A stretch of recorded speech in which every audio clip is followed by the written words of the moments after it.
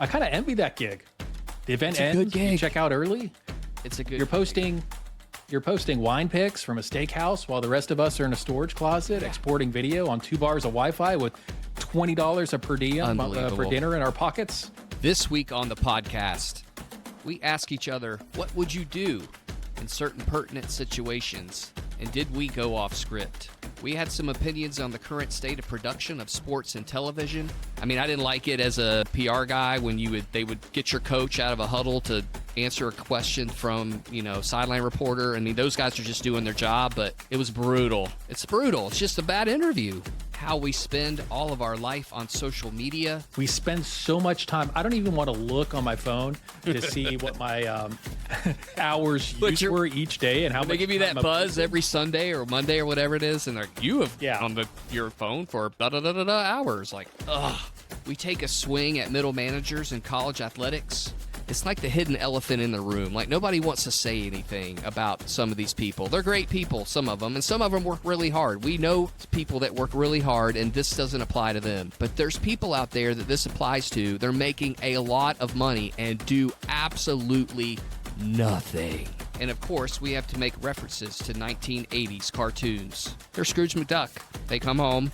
They have gold coins all over their bed. They dive into them. They swim around in them. And, meanwhile, you got your coin pouch. Episode 4. Here we go. On delay. This is the true story of two washed-up sports guys who chase the dream.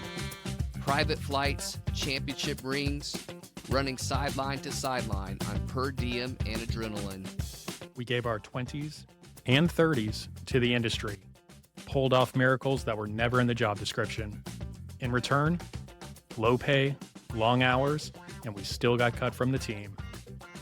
This is about what really happens behind the badge. The burnout, the bad bosses, the dream job that didn't love you back.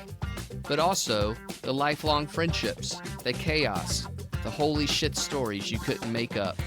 And somehow, despite everything, you'd still do parts of it all over again. This is for the ones who lived it, loved it, hated it, and still kind of miss it. For everyone who's ever asked, how in the hell did we survive that?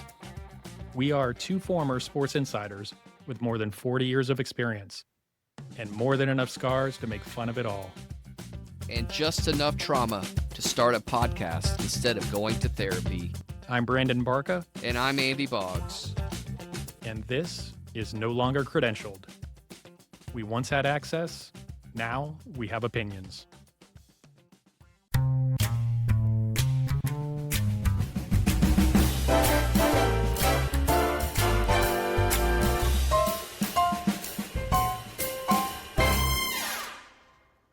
Unbelievable.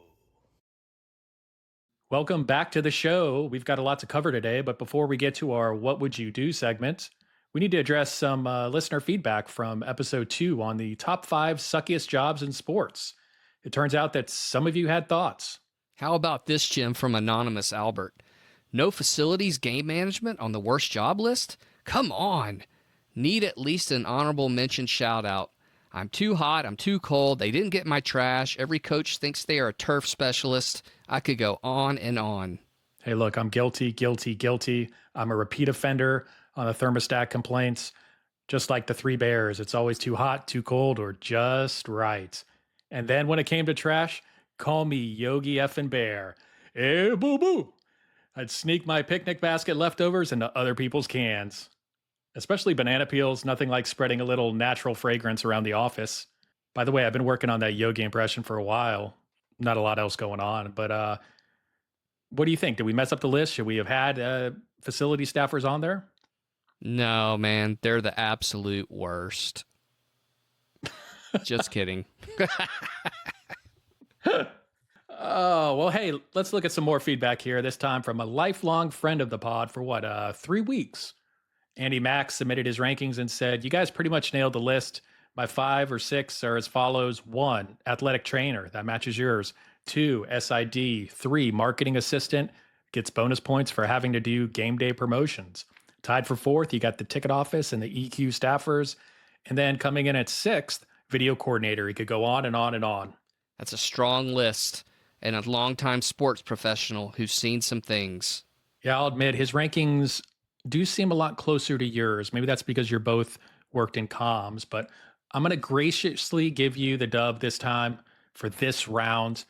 A lot of sleepless nights still leaving off the athletic trainers.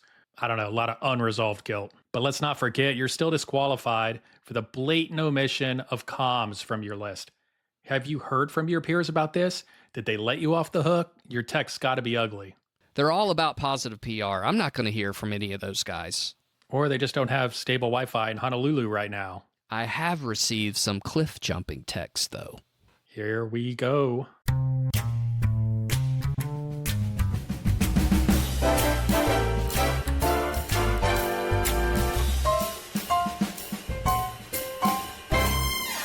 Sports. All right. Let's get into our first segment. It's a little something we're calling What Would You Do? Between the two of us, we've seen just about everything in sports, from Rudy getting carried off the field to Mickey dropping dead before Rocky's bout with Clubber Lang.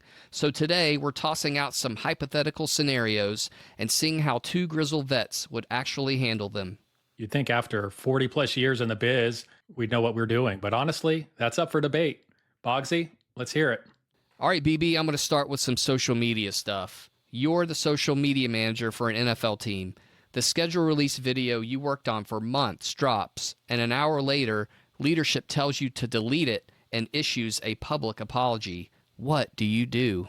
Obviously, a schedule release is one of the biggest moments of the year for NFL teams. They're even televising them now and promoting the releases in advance. And so every team is setting the bar higher and higher and higher every year. That goes from the production side, but also the just slamming other teams with, different kinds of, hitting them with different kinds of jabs to make fun of their teams and organizations from things that happened in the past year. So at this point, it's expected. There's gonna be some banter that crosses the line. There's gonna be banter that might offend some people, but that's what your team is expecting. They want you to come out with full guns blazing in this scenario. So first off, this NFL team, there's no way that senior leadership did not approve this video. This video would have had a ton of eyes on it, again, because of how big of the moment it is. Yeah, I was going to ask you about that. I was going to ask you. Everybody sees it, right? Everybody sees it. Everybody sees it, maybe except for your top 2 or 3 people in the organization, right? Right. And so from that standpoint, plus if you're using a vendor, in this case, you're creating a Minecraft video, which I can't imagine that was done in-house. I don't know that for a fact, but you're probably spending, a good chunk of change, and you're probably working on this for months in advance, right? And so just across the board there, senior leadership was definitely involved. They've been involved in it in every case that I've ever been in for something like this. Somebody's got to sign off on it, whether it's your immediate boss or an entire senior leadership circle.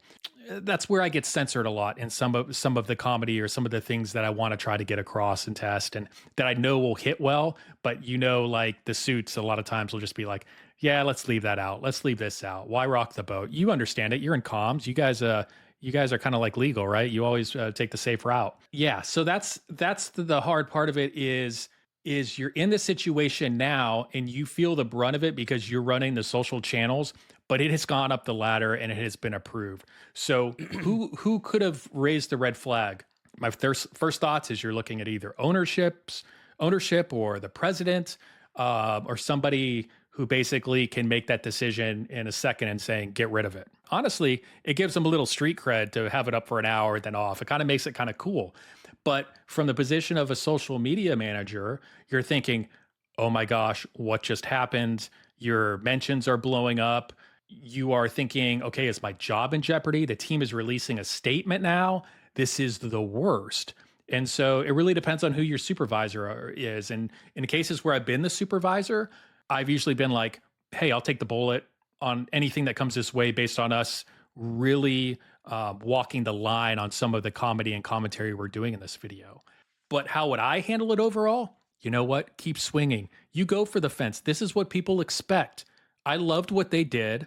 I have no issue with it. That's what happens on schedule releases. So don't feel bad about it. If you got your hand slapped, whatever. In the big picture, that's what we were trying to do. We were trying to create some noise.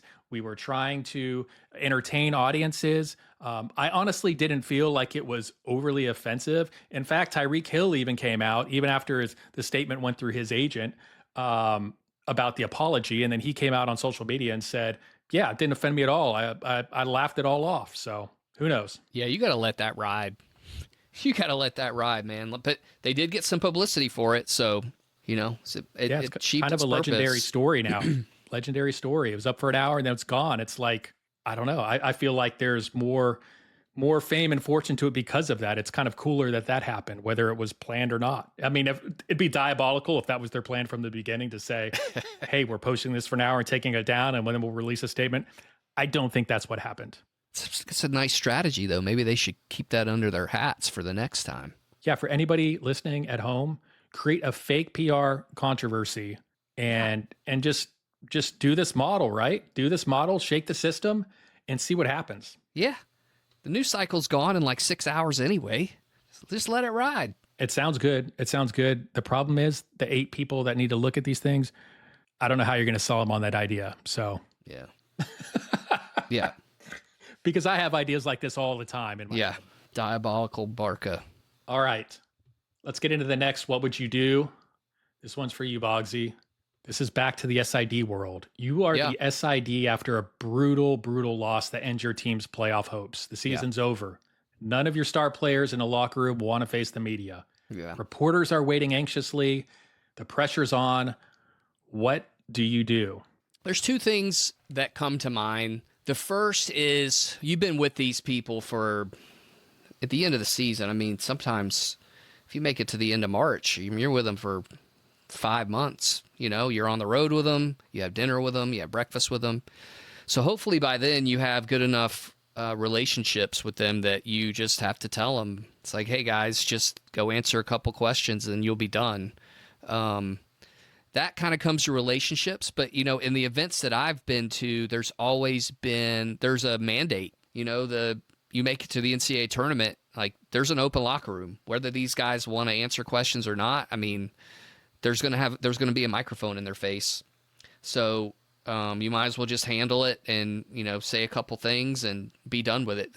I think another thing, too, is I think people need to realize that the media, they don't want to be there longer than what they need to be. They know this is a hard situation especially for college kids. I mean, it's one and done in the NCAA tournament. I mean, you're done after you lose. It's just one time. It's not like a best of 7 series, And so anything can happen. And, some kids, it's their last game ever in that uniform. And I think that the media members, 99% of them, have a pretty sympathetic attitude, but they have a job to do. And that's one thing I would tell my kids is like, guys, these guys just have a job to do. You just need to give them something and then they'll just go on their merry little way. And most of the time that worked. I mean, I can count on one hand how many people have told me they don't want to do something. I don't know if that's changed these days, but I mean, literally for years I had, one hand. People would not want to talk. And so I think it's just about relationships you make with kids and with people, and it's probably harder on the professional ranks. I mean, Barca, I went one season, we didn't win a league game, dude. Like, we didn't win a league game. And those guys came out and talked every time. And so when I don't want to get on a rant, but when you see guys like Go for it, you see guys like Rory McIlroy not talking to the media. I mean, it's his right to not talk. It's not bargained by they're technically independent contractors, so they don't have to talk. I mean, I had kids that just did it, I don't know if they did it because of me or they just did it because it was their job, but they just did it. And it's just kind of sad that McIlroy won't address the media, or a professional golfer won't address the media, or you don't make kids available after losses. I mean, you're kind of building character. I hate to be that way, but you're kind of helping these kids when they move on to, do interviews or, actually have job interviews or talk to other people. Like, they're familiar with speaking, and I think it helps them in the end. And just to kind of just try to, baby them because they lose. I mean, shoot, everybody loses, Barca. We all lose. So learn to, deal with it. As they say, winners win. I would say there are those rare times where the players ended up speaking to media and then a lot of times making it worse or comical. I think back to Arian Foster during his days at Tennessee, the old story of, I don't know if you remember this or not, where he decided to do media, but he was only going to talk in pterodactyl. I think I remember so, that. Dude, I love that stuff. So, I mean, or you had the Marshawn Lynch. Marshawn Lynch would just give the one word answer. He's like, all right, you say I got to be here. It's mandatory. This is what you're getting. I think it's kind of cool that they do that. It's just different and unique. And I think in a long season, I think, if you're a beat writer for like I'm going to use one of my guys. If you're a beat writer for the Boston Celtics and, Luke Cornett's a guy that, I don't mean to drop names, but Luke Cornett is one of your guys that you deal with on a daily basis. He's going to say some stuff that A is going to make you laugh, B is going to be insightful, and C, it's going to be interesting. And it may be off the wall, but he's going to say some stuff that's cool. And, you just kind of want to encourage people to kind of be themselves, and especially in long seasons. I mean, you have relationships with these media members that, they can turn sour on you, but for the most part, they're pretty good. We don't hear about them because they're good. So yeah, I'm not a big fan of that strategy of not talking. I mean, just suck it up for 30 seconds. Really, 30 seconds. It's really what they just need to do. You heard Boggs. He said, suck it up, walk it off. Yeah. I will present one other scenario. Yeah. And maybe we're going to get to this at some point or someday, or maybe it doesn't happen just based on all these TV contracts. And maybe this is just for a completely different episode. I know where you're going, I think, but go ahead. I'm ready. When are we going to get to the point? I mean, obviously, we're in an athlete-entitled world. Yeah, I know where you're going. Athletes want to be able to put out their own message on how they feel, and they're tired of this clickbait questions and that they get after games. Why are we even doing press conferences or interviews anymore? What's really the point? I mean, I get it. It's like the handshake line. It's like, well, we've always done it. We're going to speak to media and we're going to address the loss, and that's the right thing to do with press. But at what point is it going to be, hey, look, those post game interviews and media sessions, they ain't happening unless somebody really wants to talk to you for an interview. I mean, I don't know. I thought you were going to go in a different direction. I thought you were going to ask, when are these players going to say, we're not going to do that, so we agree that we're going to do it? Because that's what happens in the big leagues, right? NFL, NBA, Major League Baseball, all this stuff is written in a contract that they negotiate with. I'll push back on that because I really believe there's always going to be outlets that are going to cover these teams. Like, there's always going to be somebody covering the Knicks and the Celtics and the Patriots and the you want to hear from the people who made the play, I think, do they need to be as frequent as they are? I mean, I think it'd be an interesting experiment or data to see, like, how many times does LeBron James talk to the media during the year? It's got to be over 100, pregame, postgame, before the season, after the season. He talks a lot to the media. And that's another thing, too, that people don't really realize. Like, even in a college situation, in a college basketball season, these coaches talk to the media 4 or 5 times a week. So maybe you drop the frequency down. But I just think there needs to be some sort of access for people that are actually covering the game. What do you think about that? Well, you can see the flip side of things too in MLS for at least the first season or two of Messi. He never did media availability. Interesting. Never did anything. I didn't they know would that. always be very, very select situations, obviously with the translator. But it was obviously the Messi contract and everything, where he had a stake in MLS and everything, and Apple and everything else that was going on. He could probably dictate what he wanted to do and what he didn't want to do. Yeah. And just think of it. How many times have you seen Messi quotes or sound bites? None. During his MLS career? Not many. Not many. I haven't You don't. seen You many see at all. headlines. You see headlines on ESPN, and rarely will you see quotes in articles. At least in the, I haven't followed it this season, but at least in his first few seasons in MLS. But I don't know. I still go back to player empowerment, and there are some athletes that they want the pub and they want the press, Right? And they want to build those relationships, and they love talking about the sport. But there's a lot of people that don't want to be in front of cameras, or maybe they're not comfortable with it, and so. I'm just curious to see how this all evolves. I mean, for me, part of it too, I think of, watching the NBA playoffs right now, and they're starting to do these player interviews, like at the end of the first quarter or end of the third quarter, Hate or all the those. stuff in game. They're the I cannot worst. stand them. These They're are the producers worst. and Don't get me places, started. like your ESPN or TNT, that think that this is adding to the production value of what they're presenting to the public.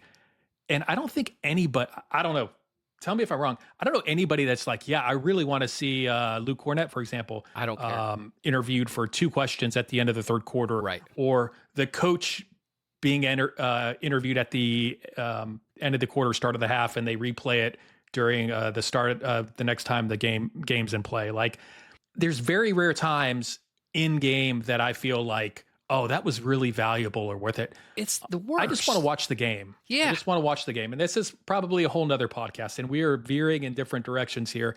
But you start thinking about some of those things. I mean, you had in sports, to where you've seen in college baseball or even MLB, to where instead of the coach getting interviewed in game, like after the 4th inning or 5th inning, now it's basically the pitcher who's already pitched in the series, who has nothing to do with the actual game for the next 2 games. And so I get the storytelling and wanting to show the faces and tell the stories of the sport, but I'm just like, I'm not here for that. I don't know who is, other than people thinking that it makes their production more sexy. I mean, I would rather them take a microphone into the stands and talk to a fan, or talk to Timothy Chalamet or somebody on the front row of the Knicks game. I mean, I would rather, that's, to me, is way more interesting than getting some canned quote from a player who could give 2 S's if they're there or not. Don't get me started. I think it's awful. It's awful TV. I don't like it. I mean, I didn't like it as a PR guy when you'd have to go get your coach out of a huddle to answer a question from, sideline reporter. I mean, those guys are just doing their job, but it was brutal. It's brutal. It's just a bad interview. Like, it's not good. It's not good TV. What are you doing it for? At the end of the day, what in the world are you doing it for? The one time I will watch it is basically after the big win, and I want to see the soundbite from the player or the coach right after the victory. See, I don't even care about that either. On the floor. I don't even care about that either. Just because I want to see if there's something interesting that they have to say. Now, to your point, not many times is there, but that would be the one time that I want to see, is just the instant reaction on the floor to something that happened, because you never know what's going to be said at that point. They haven't had a cooling off period. Emotions are still running high. To me, it's a lot more entertaining to get those couple of sound bites in. See, I think that's where you and I differ. I don't like that. I want to see what's happening in the arena. I want to see what's happened with the fans. I don't really care what they have to say. I want to feel the environment there. That's what I want. But I want to see people hanging from the rafters in the arena after the Knicks win the world championship, if they do. Like, people are going to be going nuts. Put a GoPro on one of those fans, Like, I don't know. I would rather see that than have a sideline reporter kind of break up my feelings in the arena about the arena by doing an interview. I'm not a fan of them. I mean, there's a time and place for it. I think the time and place for it is like 15 minutes later. Yeah, I'm wrong. No, it's the European soccer way to do it. That's the way to do it. The English Premier League. It's the best televised production product on the air right now, because they focus on the people and the event. They're not exactly about the athletes. It is, but it's about the whole scene. And hey, I agree with you. At the end of the game, if it's a big moment and there's an energy in the arena or the stadium, definitely you got to let it breathe. 100% agree with you on that. You want to hear the Nats sound. You want to hear the emotion. You don't want the announcers talking over everything. You definitely don't want to go straight to an interview off of those first couple of initial, minutes of the moment. So I agree with that in those cases, but I think there are some gray areas and some other instances where I think in some of these NBA arenas, sometimes it's just completely dead. And so, Premier League's a completely different animal. Sure. Right? Regular season game, fine, but playoffs, no. Like, I don't want to hear it. Like, let me feel what's happening there first. So, hey, I'm all for that as well.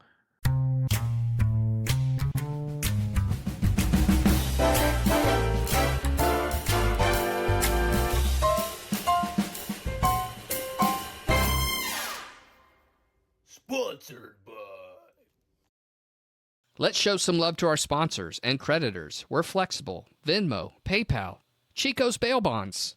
Hell, we'll even take a Chili's gift card. No questions asked. First, from the makers of You Should Do More Posts Shaping the Image of Your Athletic Director and Head Coach, today's episode is brought to you by Analytics Be Damned, the official response to every "Can you post this on the main account?" request. You know the one, an event no one asked for, no one RSVP'd to, and no one outside the organizer's family cares about. But somehow, it still needs 4 tweets, 2 countdowns, and an Instagram story with 7 logos. Analytics be damned, because now they've looped in their supervisor, and it's officially your problem. We're also sponsored by Need This Yesterday.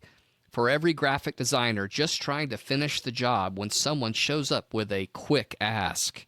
Right after sending a 4-paragraph email labeled urgent. No timeline, no context, no details, just make it look cool. And you better believe they'll have feedback. Need This Yesterday, because your coworker's lack of planning is now your full-time career. Let's get back to the action. Underlay.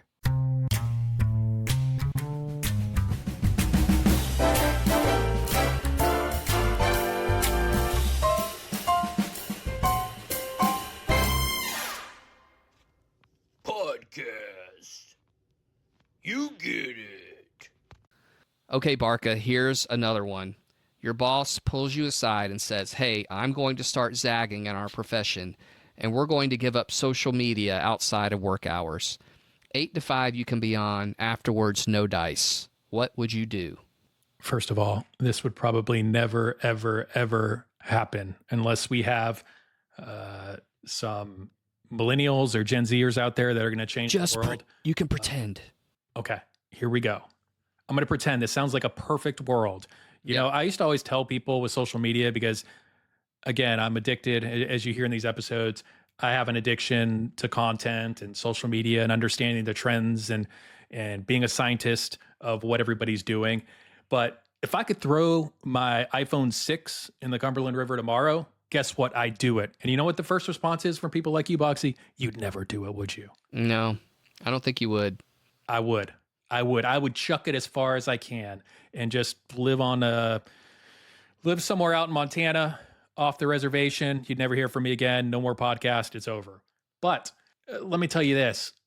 I honestly think that creating some guidelines, especially for non-event days, of like an 8 to 5 or 9 to 5 or 9 to 6 or whatever those hours might be, and then everybody's off. Yeah. To me, there's an element there. I like where you're going. I haven't thought about this. Maybe this is something I would love to instill in the future down the road. But I think from a creative standpoint, I would be so much more effective if I didn't have to be so much immersed in 24/7. What's going on? What's this team doing? And did we send this to this player? And oh yeah, this new meme came out, or any of these types of things. Like from a storytelling perspective, if I could just step back and focus all of my creative energy, not on consuming content that's already out there, but creating content. And, you know, I think part of that is probably my own fault. And I think most people's own issue with social media is we spend so much time. I don't even want to look on my phone to see what my hours used were each day and how much they give you that buzz every Sunday or Monday or whatever it is, and like you have on your phone for hours. Like, ugh. Don't remind me. I block those notifications. I block them. But you start thinking about how much mental energy that's probably wasted. And it's unintentional, right? To be the best in an industry, a lot of times, especially in social media and the digital world, I have to know what's going on. I have to understand what the pulse is of people that are responding to us and engaging us, seeing what our competitors or other teams or other content producers are doing to help challenge what we can do and make it even better. And those are all important things. But if I had some clear guidelines like, hey, look, you're off from these point whatever at night till the morning, there's some value there. This should maybe be explored. Yeah. I'm with you. Yeah, it's luckily right now I'm in a position where I'm not really having to be on social media for anything, and it's been really great.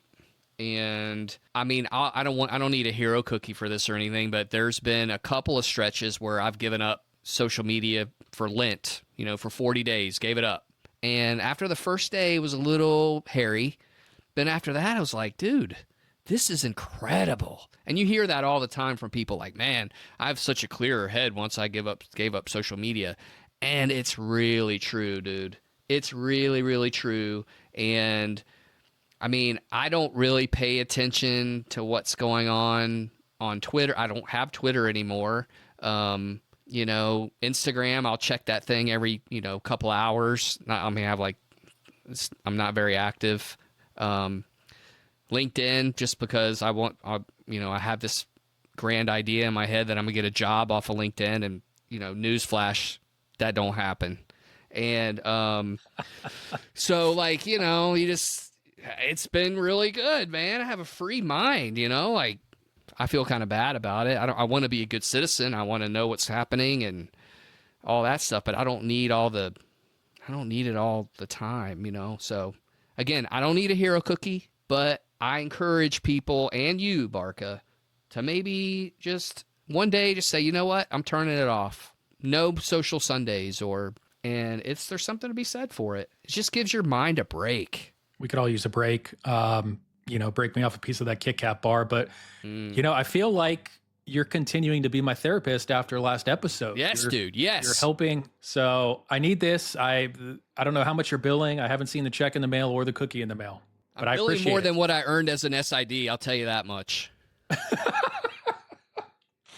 Barca, do you ever sit there and realize what people charge for like outside PR firms and marketing firms, and then you figure out what you were making hourly, and it's like, I don't even know what it was. It wasn't a lot. I'm not gonna share those agency numbers or consulting numbers. I know. Again, I am Scrooge McDuck. I'm swimming in meme coins right now. That's right. The vault is locked, and it's just me getting a suntan and gold. Yeah. And everything else. So, that's what we do, right? Yeah. But yeah, if you were to calculate, what that would cost and versus what you're making, I mean, I equate it to basically, it's like, remember grade school, you used to have those little rubber oval pouches where you'd put your lunch money quarters in. Did you ever have one of those? Dude, I did. I loved them. Oh yeah, yeah. I didn't have them often. I didn't have them often, so when I did have them, it was, I cherished it and was special, and then I would lose it, and then I'm putting coins in my pocket. Or the money pocket, just falls out of it, and the you're money like, where's falls my lunch out. money? Yeah, and then something would happen, and I would give it up. But when I got them, I was pretty jacked. Yeah, and you'd get maybe, one of those crusty cold pizza slices cut to square. Yeah, and delicious. One of those buttered rolls, and maybe some cold green beans. They have to throw a veggie in there. Yeah, and then you got them all. Cardboard box of chocolate milk or regular milk, 2%. That chocolate milk. I dream about chocolate chocolate milk. Sometimes I dream about it, dude. I mean, it's such a treat. Why do we get away from chocolate milk when we get older? I don't know. Why? Man. I'm just looking for the Nestle Quick Bunny, and I don't see him or her anywhere. It's just, it's kind of a shame, really. It's a delicious, delicious treat. Shout out to the dairy industry. So back to my point, what you were earning in sports was probably equivalent to that little rubber wallet contraption that you would have in your pocket that you'd put your coins in for lunch money. So yeah. It wasn't a money clip with big bills. It was that. Yeah. Have I told you the story about the time in one of my jobs where the people above me on campus had this great idea that they were going to change the status of my job from non-exempt to exempt, which basically means I became an hourly employee. So I had to mark down all my hours. So I was not even in season. And I think I remember putting down like 70 hours a week. And after one semester, it stopped. After they had to pay me however much they had to pay me in bonuses and overtime, it stopped, man. They were like, I don't think Bob, that's the quarterly probably reports are in. Yeah, we're a little over Bob, budget. We're looking at the numbers. We're also going to have to cut the staff budget by about 50% for this last half of the fiscal year because of it. Unbelievable. But I tell you what it was, though. It was a pretty cool exercise to kind of think about. It really kind of put it in perspective that, man, I work a lot. And I wasn't even in season, whether that's doing PA for a volleyball game or it was an interesting exercise. And they learned pretty quick kind of how many hours we worked. It was funny. Listeners at home, if you're still working in sports and have not done this exercise, have I got something for you? Having done agency work and now currently doing consulting, where you are billing in a way or tracking your time like you would think someone would be doing for a law firm. It's the same exact way. Every 15 minutes is billed, as a 0.25, and a full hour is a 1.0. And when I did that in agency work, it was like, it blew my mind at first. I'm like, why am I counting for all of my time? Like, in sports, you just do the work and there's not enough time in the day, but you find a way and it happens, and you're not really thinking, you're overworked, but you're not thinking like, this is the amount of actual hours. But once I sat there from a organizational standpoint and actually had to account for how much work I did every day, it was mind blowing, because it then made me rethink, okay, how can I be, because I couldn't just bill to bill. I had to be the most efficient and most effective and make the right decisions on the amount of time I spent per project, because clients were only paying X amount of money. So from that standpoint, I became so much more efficient. I just had way better organization. I knew what I had to accomplish. And when I went back into sports after that, it was extremely helpful, because I could then maximize my time during the day, during work hours, to make sure I was getting the most done possible without stretching it out over 20 hours during that day by taking a bunch of breaks and a bunch of other different things. And so anyway, try the process at home for your job. Try it for a week and just start billing and be like, hey, I spent a 0.25 here and a 0.5 here and a 1.5 here. And then figure out what all of those are there gaps throughout the day? Are there ways that you can refine what you're doing, become more efficient, and that may get you more sleep at night and those types of things? That's how I then would try to address it. Did it ultimately change the lifestyle of everything? No, but it helped me determine more priorities and how to understand project management, how to get things done within a day, and how to free up more time when I needed some of me time. So yeah, what's funny is that there was a coach once that I worked with, and they calculated what the benefits were for a student athlete at the time. Like, how much would it cost for you to have a personal trainer? How much would it cost for you to have a full-time PR person? How much would it cost for you to have your meals taken care of? How much would it cost? And it was like hundreds of thousands of dollars on the open market. I mean, think about, what's a PR firm? Crazy. What is it, like $125 an hour, $150? I don't know what it is. I don't know, but it's a lot. And it can be more than that, people. It can be more than that, right? Way more than that. And it can be a lot more than that. Trust me. So these kids and these athletic departments are basically getting a steal from what's happening on their campuses. And even in the pro ranks, they make good money, but not what they would make on the open market, and it's just something to keep in mind, and that there are people that doing your job that are making a lot of money, and they may not be having as much fun as you, but they're bringing home their Scrooge McDuck. They come home, they have gold coins all over their bed, they dive into them, they swim around in them, and meanwhile you've got your coin pouch.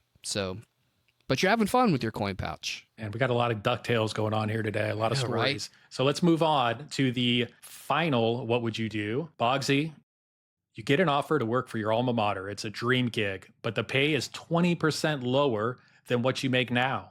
And relocating would uproot your family. What would you do? I'm going to keep this somewhat PG rated, but it would be an F no is what it would be. There's nothing that appeals to me about that at all. Like, I'm just not, Not into it, huh? I had too many parking tickets at my alma mater. They may not even allow me to park on campus anymore. You may not even be allowed on campus. Probably not on campus. They're going to keep my degree from me because I got all these parking tickets. That just doesn't appeal to me at all. It never did. I had a lot of friends that would ask me, hey, do you want to go back to your alma mater? I was like, nah, I just really don't. Again, what happens too, you're working there, you're chugging along, and then 4 years in, they're like, we don't need you anymore. So then you have this hugely negative idea about your alma mater when you didn't have it before. There's just nothing that appeals to me about that. Zero. What about you? Well, you bring up the question that you always get. That's probably in the top 2 or 3 questions I would get from people while I worked in sports. One would always be, do you get to travel with the team? Right. And a close second would always be, hey, would you ever want to work for your favorite sports team? And it's a fair question. I think early in my career, I would have wanted to. But at this point in my career, after all of the things I've seen, all of the scars still lingering, I mean, it's hard to separate your fandom with the grind of the job and how, there are times by the time you leave a job that you may want nothing to do with that team down the road. There's some that I still cheer for and others that I just don't want to have anything to do with, depending on the situation. And for me, the fact that I've cheered for certain teams since I was, a little buck, fresh out the womb, do I want to give that up? Do I want to give that up to be able to see things behind the scenes or things that might make me not want to pull for that team? I don't know. Maybe that makes me bitter. Maybe that makes me. I think it makes you smart. Not as mature as. I think it makes you really see, there we smart. go. I mean, just think about let's say watching your alma mater is like give you the biggest relief on Saturdays. Like you're working and like, oh shoot, they're playing tonight. I get to watch them. I don't have to work. And then after you work there and something bad happens, you're like, I don't even want to have anything to do with them. So then there's one of your outlets gone. Like, so then what? You got to separate your work with play sometimes, and that would be another reason why I wouldn't do it. Maybe the main reason. A band once sang song, you got to keep them separated. That's right, you do. And so I encourage that. And there's some of you in sports that have worked sports so much that maybe have not been able to experience the fruits of attending these events. It's kind of fun to be able to go see your favorite team play, but not only that, to go tailgate and have a great day and be like, you know what? I get to experience all of this without, having to do that same work for the team. Now, granted, there are some people out there that want to work for their favorite team and they want to be a lifer there, and that's totally cool. Yeah. But to me, there's still a decent chance that where just everything goes wrong at some point. And do you want to sacrifice your lifelong love for something based on maybe not even something that the organization did, maybe just that something that burned you the wrong way by, it could just be a coworker, a boss, or something like that. Somewhere it's like, I don't know if I want to give them the benefit of the doubt on that one, to derail my fandom of something that I've spent my entire life loving and spending my free time and things like that. So I agree with you. No effing way. But also too, though, we know people that's what they've done and they love it, or, they've had a positive experience and moved on from their alma mater, but they still liked being there. And I mean, maybe there's something to be said for, hey, I can go have a beer at the place where I had a beer 30 years ago as a student, or I really love the hamburger at, wherever, and I don't know. People have done it and people like it. I just don't know if I'd be one of those people.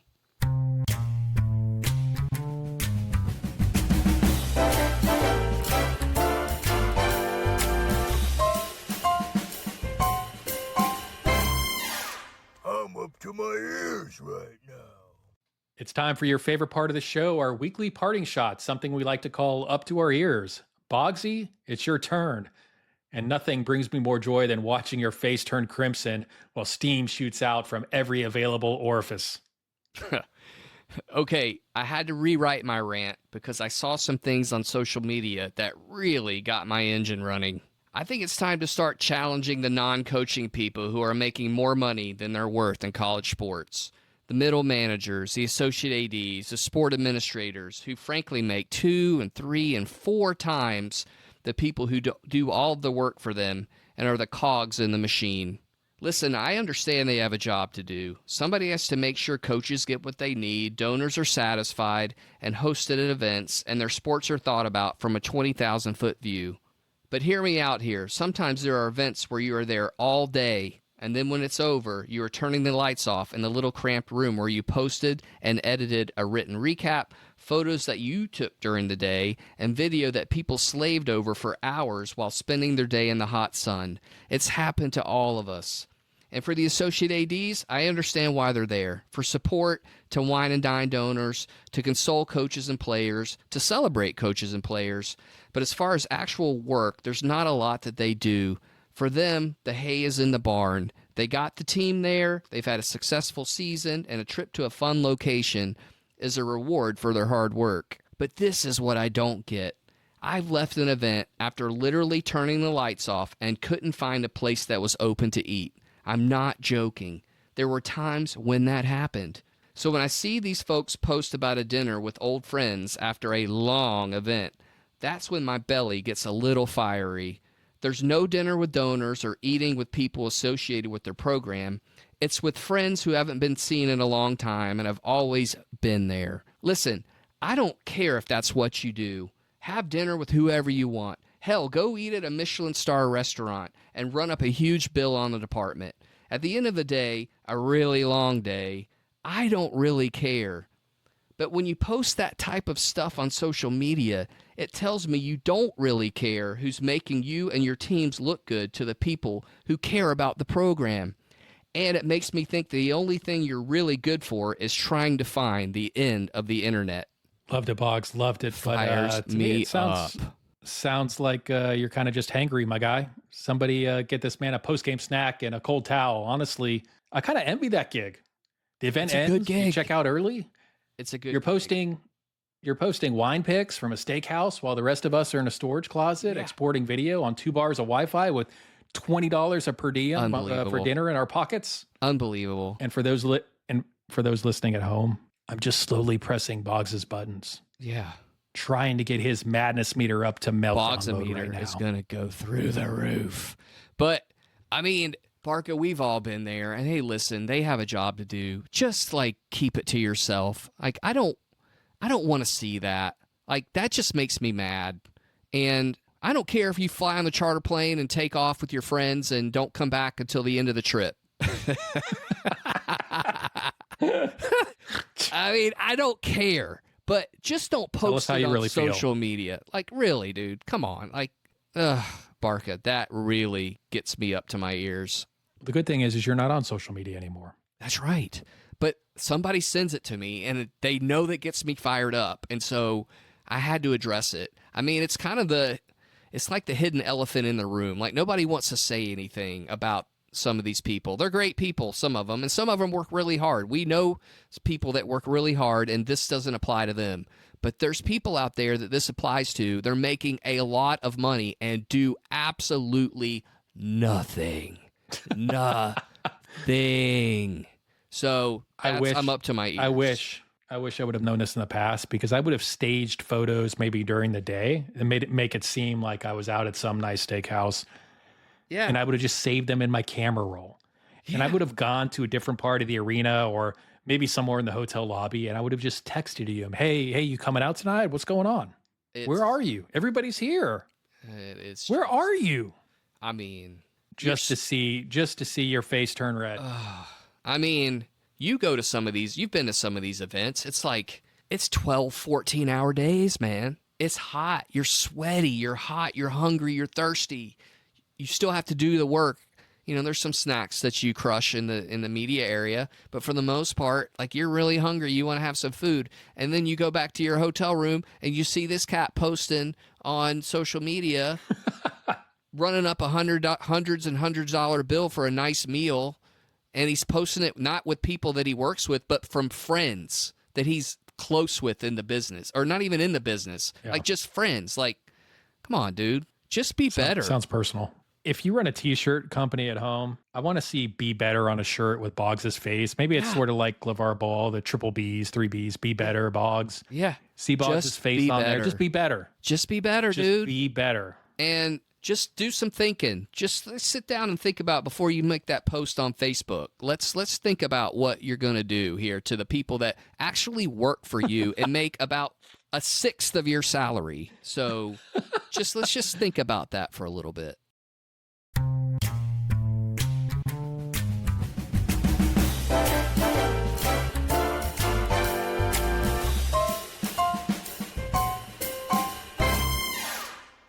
Time to wrap it up. And that's another edition of No Longer Credentialed.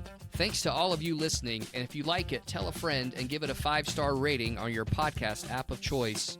Next week on the pod, we'll give you an inside look from numerous different angles at hosting big events. You won't want to miss it. Don't forget to check us out on social media at NLC Pod on X, Instagram, TikTok, LinkedIn, and YouTube. We'd love to hear from you. Until next week, keep grinding.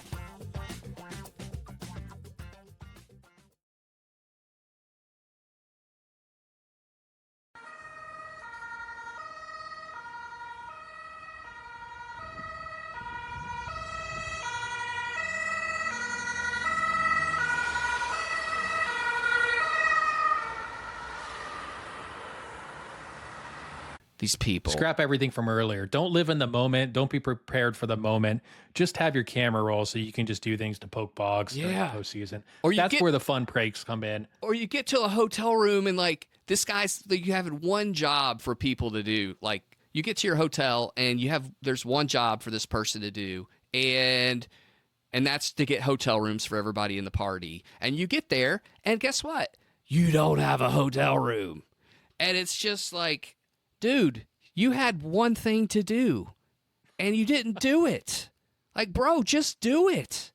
Just be better. Just be better, and we'll just kind of call it a day, right? Just be better. Please put the rest of this as like uncut after. I'm not gonna after the final after the final music plays. Listen, put a couple. Because they're not going to understand that you've now gone on for 15 additional minutes talking about this dinner party that's been on social media. It really gets my blood I love it. boiling. I know. You love it, but like what am I going to get in trouble for? I don't care. I mean, people at home, if you're listening, if you're having a nice dinner, send a picture to Boggs. Yeah, just put it on social media so I can see it. You know, that would matter work if you're out working really sports. good. It doesn't matter anywhere. Yeah. He wants to see it. Yeah, it's just. Well, we're the ones that have been weeded out, my friend. I know. They're doing something right, and They're we're not. doing something right, and we're not. And on delay. Oh my gosh.